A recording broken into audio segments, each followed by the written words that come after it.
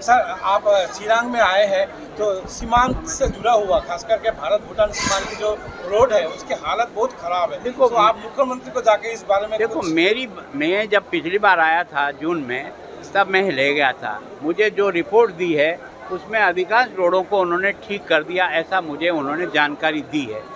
अब अगर आपके पास थोड़ी और डिटेल हो तो एक पत्र पे लिख के भेजें कि कौन कौन सी रोड जो है ना अभी ठीक प्रकार से रिपेयरिंग नहीं हुई है, या जो सूचना दी है उसके अनुसार नहीं। सर, आप चिरांग में आए हैं तो सीमांत से जुड़ा हुआ खास करके भारत भूटान सीमांत की जो रोड है उसकी हालत बहुत खराब है। देखो, तो आप मुख्यमंत्री को जाके इस बारे में देखो कुछ मैं जब पिछली बार आया था जून में, तब मैं ले गया था। मुझे जो रिपोर्ट दी है उसमें अधिकांश रोडों को उन्होंने ठीक कर दिया, ऐसा मुझे उन्होंने जानकारी दी है।